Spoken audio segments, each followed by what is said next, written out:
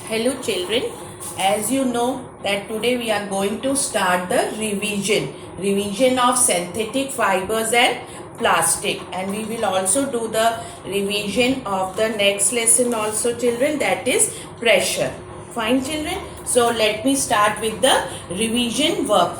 Synthetic fibers and plastic. Now all of you know what does this synthetic fiber mean children.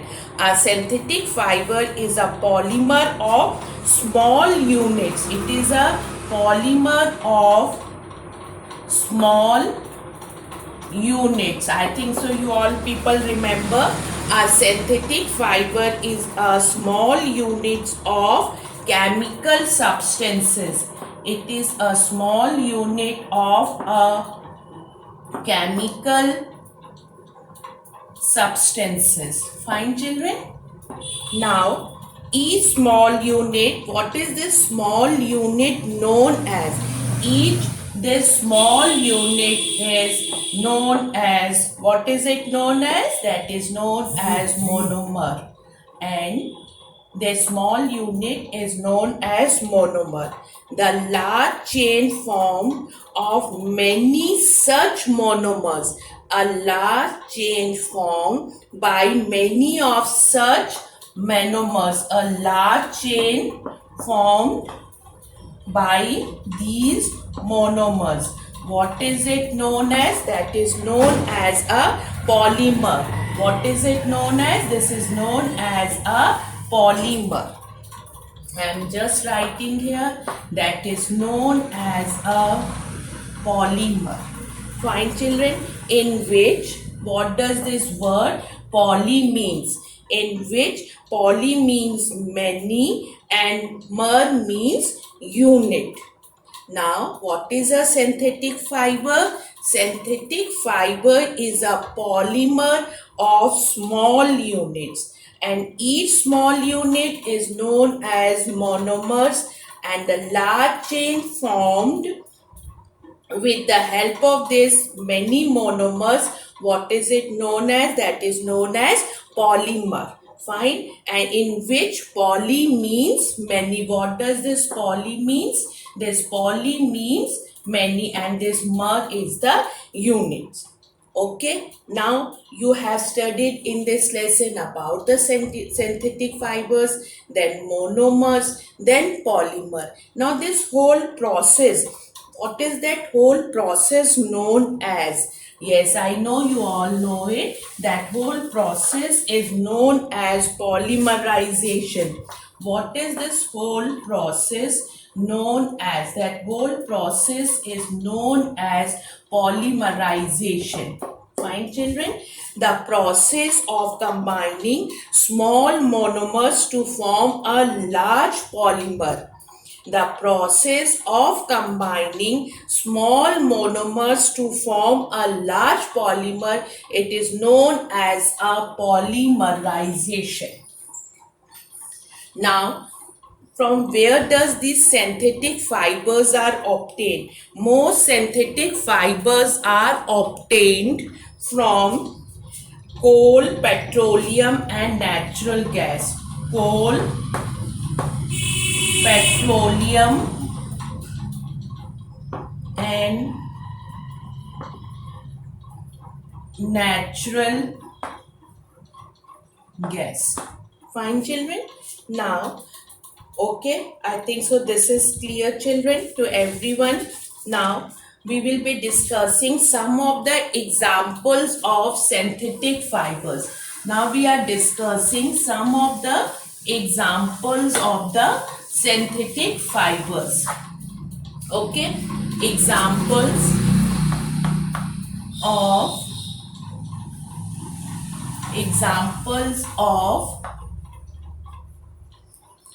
synthetic fibers.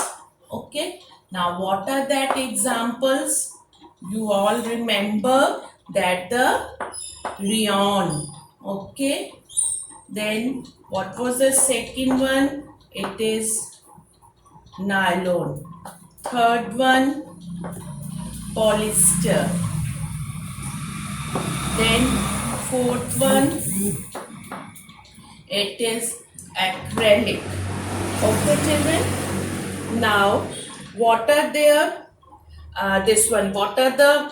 It is known as rayon. Is also known as, what is it? Rayon known as, children. It is also known as artificial silk. Nylon is all was the first true synthetic fiber. What is this polyester? It is a group of different synthetic fibers. What about the acrylic? It closely resemble to the wool, and the spandex is also there. Okay, children. Just I am repeating this. Rayon is known as a artificial silk, and nylon was the true synthetic, first true synthetic fiber, and the polyester is a group of different synthetic fibers. This acrylic that closely resembles to the wool, and the spandex is there. Okay, now what are the advantages of synthetic fibers? Now we'll discuss, just we are doing the revision, quick revision of this lesson. After that we'll start the revision of lesson. Pressure, children. Now let us come on the next topic, that is the advantages of synthetic fibers. What are the advantages of synthetic fibers? Synthetic fibers are tough. They are tough, children. Synthetic fibers are tough. They are strong. Fine, children. They are tough. They are strong. They are wrinkle free. I think so everyone know it. You must be thinking of it that we know it. I'm just making you the revision, quick revision it will be, children. Absorb less water. Fine, children. And elastic and light weight. Synthetic fibers are tough, strong, wrinkle free, absorb less water, they have an elasticity, and also they are light in weight. They are also light in weight. These are the advantages of synthetic fibers. Okay, children, this all were the advantages of synthetic fibers. Now we'll discuss about the disadvantages of the synthetic fiber. Disadvantages of synthetic fiber. Right now we had discussed the advantages. Now we are discussing the disadvantages of the synthetic fibers. Okay, children.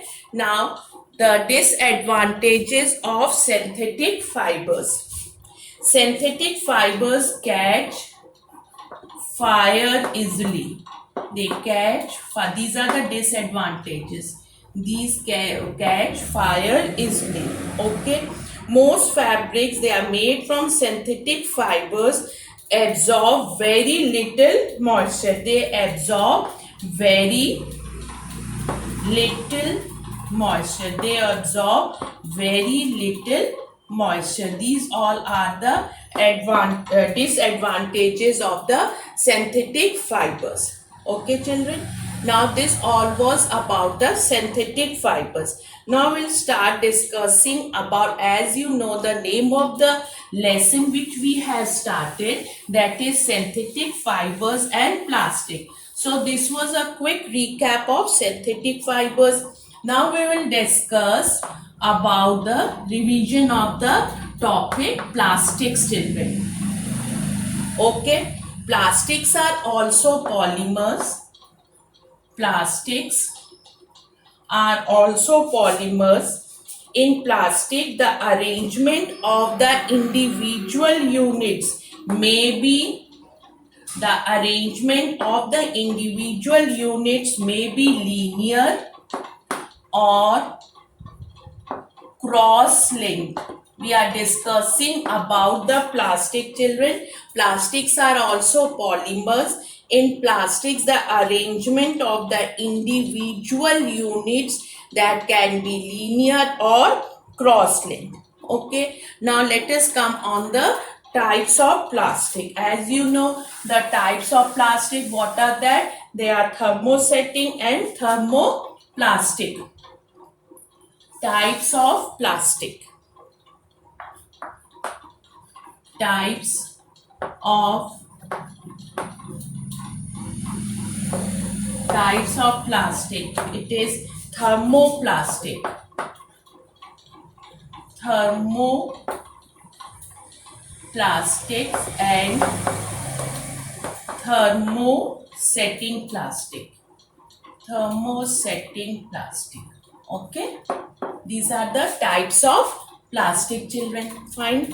Now if we talk about the thermoplastic, plastics that can be reheated and remolded. In the thermoplastics that can be remolded, they can be reheated and remolded, are known as thermoplastic, and the examples are PVC and LDPE. These are the examples of thermoplastic. Now if we discuss about the thermosetting plastics, plastics that cannot be remolded, plastics that cannot be remolded after reheating, they are known as thermosetting plastics, and the examples are Bakelite, and the example is Bakelite and melamine. These are the examples of thermosetting plastic. This was all about the types of plastics. Now the properties of, let us now discuss the properties of plastic. What are the properties of plastic? Now we will discuss the properties of plastics. Properties of plastics. Plastics are poor conductors of electricity. Plastics are poor conductors of electricity. They are poor conductors of electricity, children. Okay, the next one is most plastics are inflammable. Most plastics are inflammable. Okay, the third one is plastics have low thermal conductivity. They have low thermal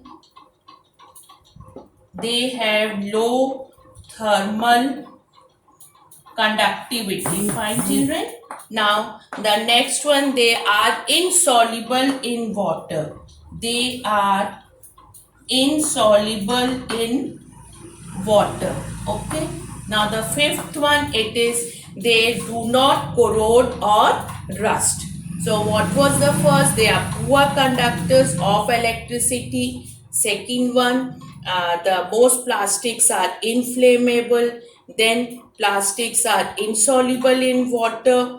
Plastics have low thermal conductivity. Then fifth one, plastics do not corrode or rust. These are the properties of plastic. You should know how to explain it also, children. These are the properties of plastic. Now next topic we are going to discuss, we are revising, children, important types of plastic. Important types of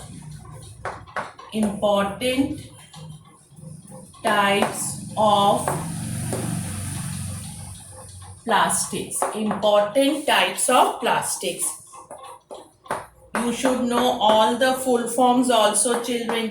HDPE, PET, then LDPE.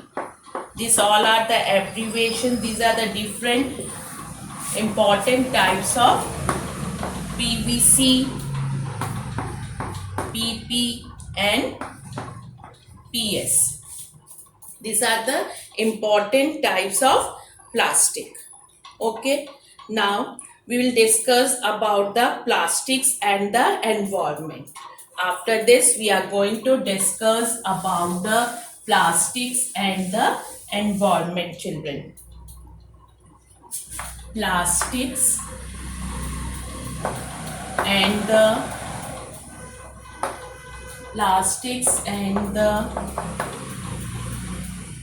environment. Okay, now we are discussing plastics and the environment. Plastic is not environment friendly. It is not environment friendly. Plastic is a non biodegradable substance. It is non biodegradable substance, children. Plastic is a non-biodegradable substance. That is, they cannot be decomposed by microorganism. Non-biodegradable means that they cannot be decomposed by microorganism. They are not environment friendly. Plastics are the substances which are non-biodegradable. They cannot be decomposed by microorganisms and they are not environment friendly. Disposal of plastics is considered as environmental hazard because plastics are non-biodegradable substances. They cannot be decomposed by the microorganisms. Okay, children. Now, the harmful effects of plastics. Harmful effects. What are the harmful effects of plastics? Now we are discussing the harmful effects of plastics, children. Plastics that get buried. Plastics that get buried prevent rainwater from seeping into the ground. What are the harmful effects of plastics? The plastics which get buried, they prevent the rainwater from seeping into the ground.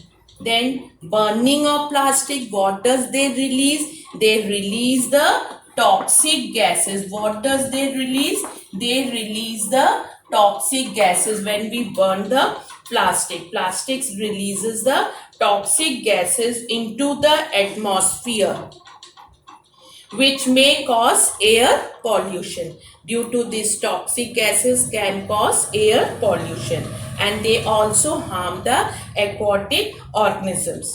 Hence, one should be very careful about the following things. Now, what all things we should be very careful? First of all, what all things we should be very careful to limit the harmful effects associated with plastics. Hence, one should be careful about the following things to limit the harmful effects associated with plastics. What all should be done, children? We should avoid the use of plastic carry bags. What we should do? We should avoid the plastic carry bags. We should avoid what we should avoid, children? Avoid the plastic carry bags. Okay, fine. Then do not mix plastic waste with household garbage. Use separate garbage bins for biodegradable and non-biodegradable substance waste. Do not throw plastic wrappers carelessly on road. Reducing the usage of plastics and recycling plastic objects are two ways of countering the harmful effects associated with plastic disposal.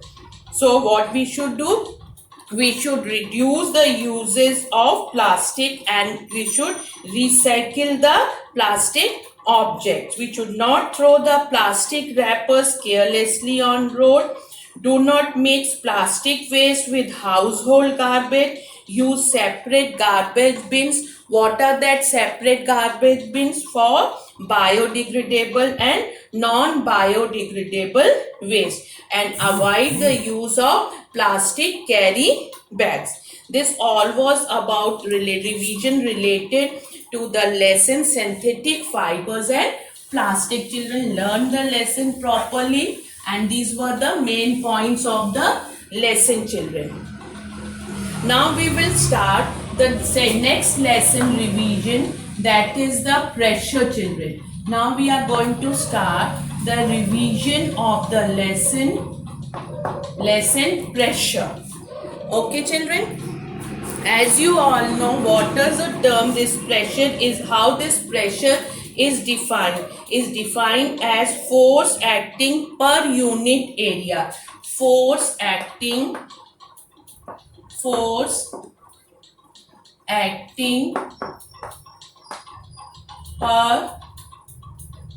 unit area. Force acting per unit area, and the pressure is equal to force upon area. Okay, children? So it can be concluded that the smaller area on which force acts, more is the pressure and greater is the effect of force. What can be concluded? It can be concluded the smaller area on which force acts, more is the pressure and greater will be the effect of force. Pressure is inversely proportional to the area of contact. This pressure is inversely proportional to the area of contact, and pressure is directly proportional to the force. Pressure is directly proportional to the force and pressure is inversely proportional to the area.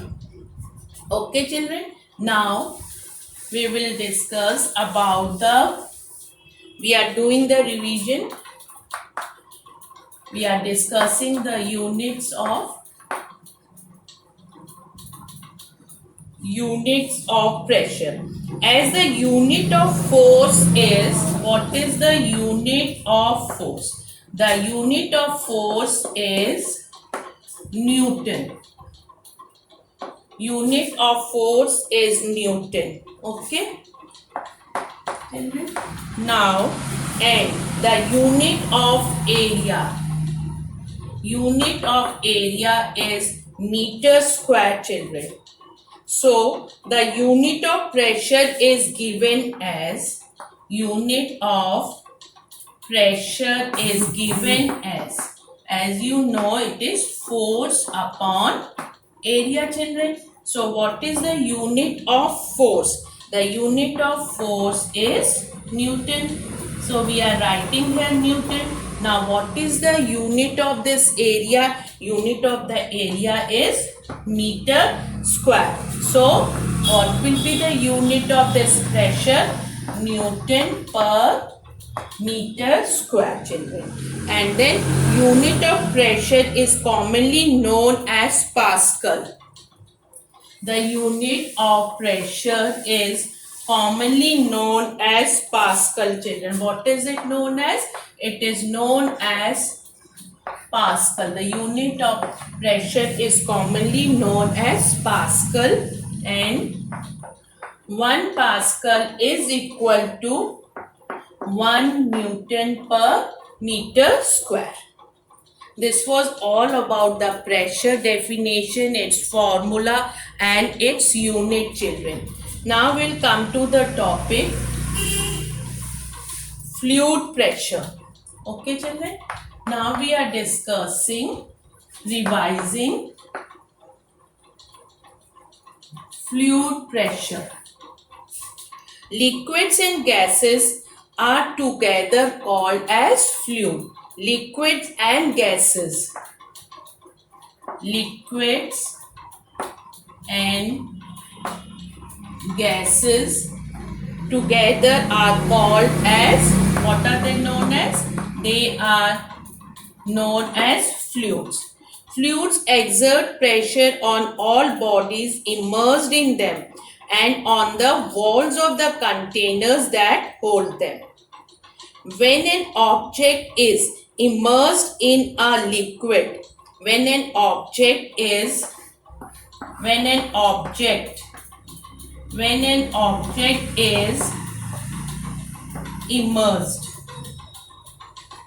when an object is immersed in a liquid, exerts a net upward force on the object. What is resulted, children? It exerts a net upward force. What does they exert? They exert a upward force.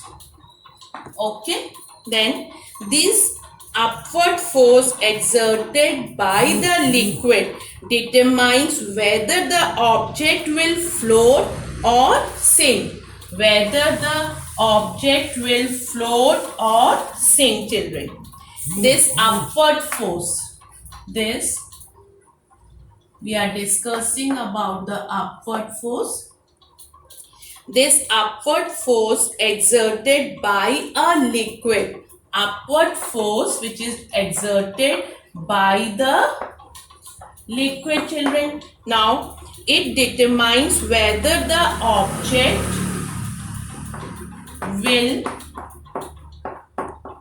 float or sink, whether the object is going to float or sink in the liquid. It is determined by the upward force. If the upward force exceeds the weight of the object, if this upward force exceeds the weight of the object, if the upward force exceeds the weight of the object floats. Then this object will float. This is the object, upward force, then it will float. What happens if the upward force exceeds the weight of the object floats. And if the weight of the object exceeds the upward force, then this will sink. Then the object sink. When does the object sink, children? When the weight of the object exceeds this weight of the object. This weight of the object. If weight of the object exceeds the upward force, the object sinks. This was all about the fluid pressure. Now the next is about the children. Next we are going to discuss about the atmospheric pressure. Next is about the atmospheric pressure. How it is defined? Atmospheric pressure is defined as the pressure exerted on an object by the weight of the air above it. Atmospheric pressure is measured using an instrument. What is that instrument? That instrument is barometer. How this atmospheric pressure is defined? It is defined as the pressure exerted on an object by the weight of the air above it, and it is measured by an instrument which is called as barometer. Fine, children. Now the atmospheric pressure on the Earth's surface at sea level is about 100,000 Pascal. Hence, it exerts a tremendous amount of pressure on all living things. But however, we do not feel it. However, so much tremendous amount of pressure is there on all living things, but we do not feel this. How is it possible? However, we do not feel this pressure or get crushed under this pressure as this pressure is balanced, as this pressure is balanced, as this pressure is balanced by the internal pressure exerted by our body, internal pressure by our body. However, we do not feel this pressure or get crushed under the pressure, as this pressure is balanced. By how it is balanced? By the internal pressure exerted by our body, children. Okay. Now we will be discussing about the variation of atmospheric pressure. Okay, we'll discuss variation of atmospheric pressure. So, what is that variation of atmospheric pressure? Variation of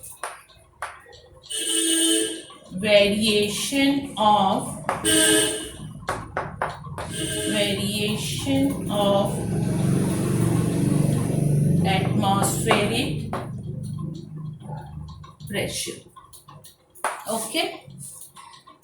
The thickness of air is not the same at all levels.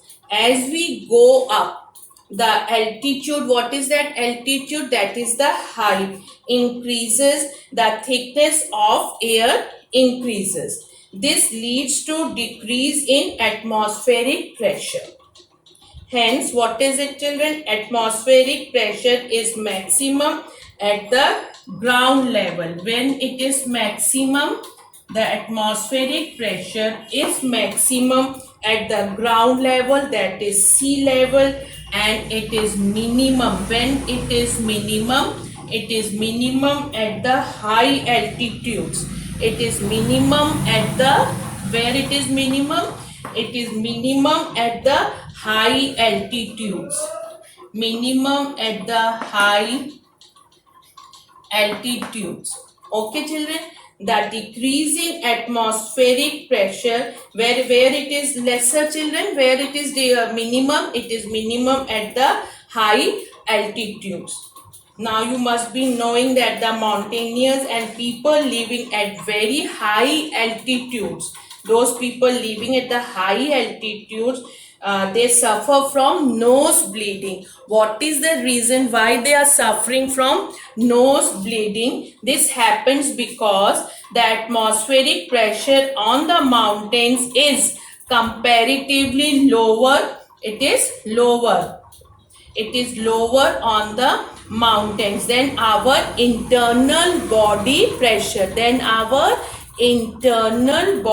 pressure, so the blood vessels rupture and blood comes out of nose. Why does this blood vessels rupture and the bloods come out of the nose? Because the atmospheric pressure on the mountain is comparatively lower than the internal body pressure.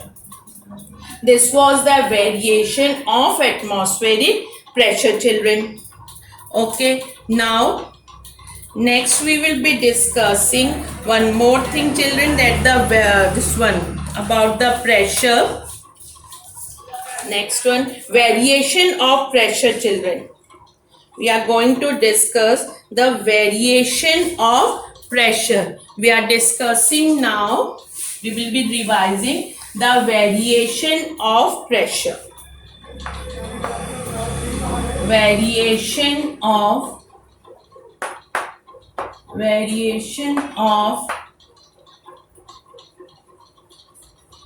pressure.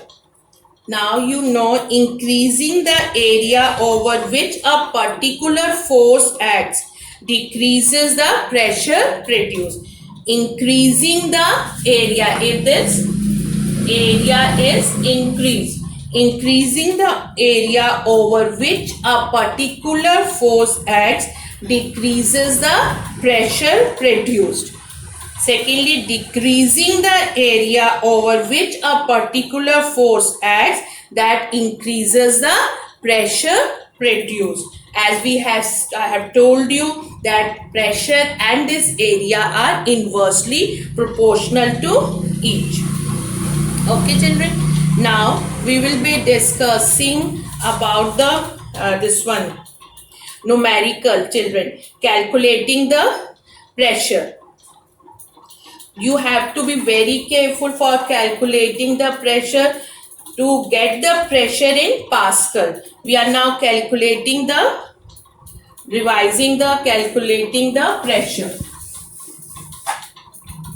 Now calculating pressure. Okay. To get the pressure in Pascal. To get the pressure in Pascal, we have to make sure that the force is in Newton. Force is in Newton and the area is in meter square. So, if in the numerical it is given in centimeter square, this area, you have to convert it into meter square. If area is given in millimeters, you have to convert it into meter square. This is very important for calculating the pressure. This has to be kept in your mind before doing it, children. Okay. Now, you will be, this much you have done, children. Now, let us come to the one topic more. Calculating pressure done, and for the numericals, you know, children, what is that formula for the numerical? If you have to find out any of the answer, the formula is pressure is equal to force upon area. What is that formula? Pressure is equal to force upon area. Now, if a boy exerts a pressure of 48 Pascal, if a boy exerts a pressure of 48 Pascal, okay, then on a box, by putting a force is 64 Newton. The pressure is 48 Pascal and the force is 64 Newton. So, calculate the area over which force is applied. What you have to find out? You have to calculate the area over which the force is applied. So, what will be the formula for this?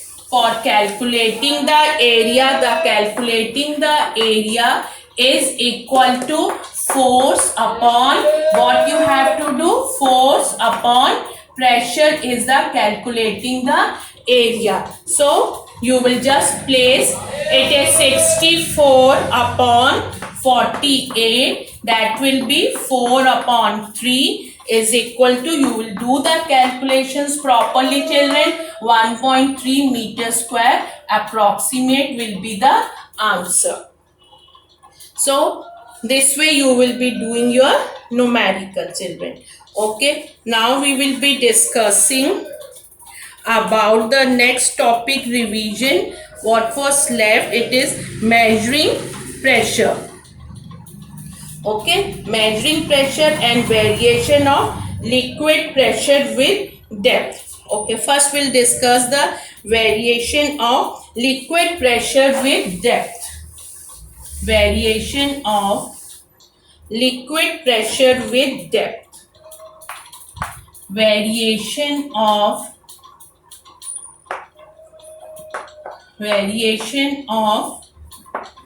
liquid pressure with depth. Okay, variation of liquid pressure with depth. In liquid, pressure increases with depth. Liquid pressure in liquids, pressure increases with depth. Deep under the sea, the pressure exerted by water is much greater than at the sea level. What I have told you first, children, in liquids, pressure increases with depth. So, deep under the sea, Deep under the sea, the pressure exerted by water is much greater than at the sea level. This is about the variation of liquid pressure. Now, we will be discussing about the manometer, children. Now, we are discussing about the manometer. We are discussing about the manometer. Manometer is a device which is used to measure the pressure. So how can we make it? Take a U-shaped glass tube. What you have to do? You have to take a U-shaped glass tube. This is a U-shaped glass tube, and just take a wooden board and fit a scale on it. Now fit the U-shaped glass tube on the wooden board. Leave one end open. Leave one end open of the U-tube. What you have done? You have left one end of the U-tube open. But connect a other end.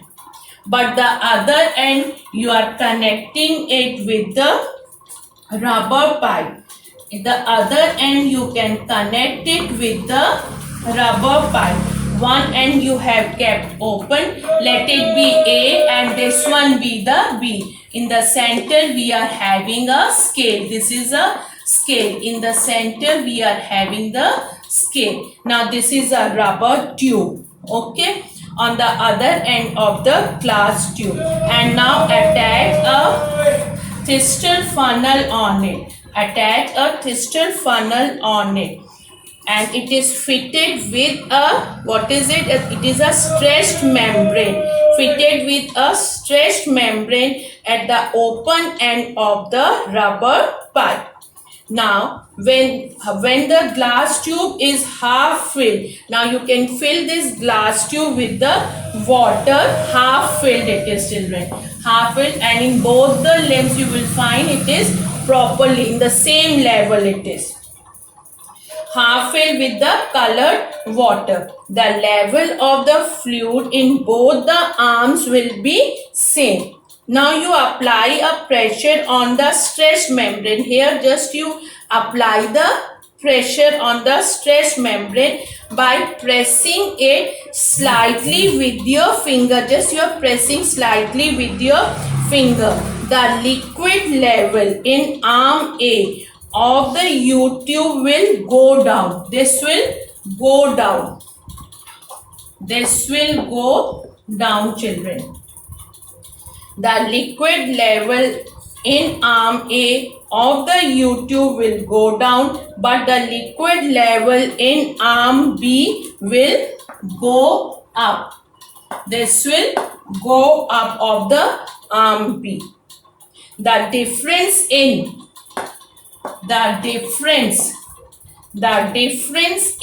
liquid levels in the two arms is a pressure of the pressure exerted on the stretched membrane. This difference in liquid levels in the two arms is the measure of the pressure exerted on a stretched membrane. Now, secondly, if you have to show the liquid pressure increases with depth, so you can place this in a beaker filled with water. Water is present inside it. Now fit it with this one only thistle funnel into the beaker in which the water is present. Now note the difference of the liquid level. Now immerse the funnel into the greater depth. Now when you are immersing it into the greater depth, so what does this tube will show, children? What you will observe in the manometer? You will find that the manometer reading increases. Hence we can conclude the liquid pressure increases with depth. Difference of the liquid level in the two arms of the manometer. Okay, so what will be the result of this? The liquid pressure increases with depth. When we have brought this towards below, towards the bottom of the beaker. So you will find what you are going to find, the difference of the liquid level in the two arms of the manometer. So this all was about this lesson, precious children. So we have done the revision of this, both the lesson, synthetic fibers and plastic, as well as the pressure, children. Okay children, thank you so much.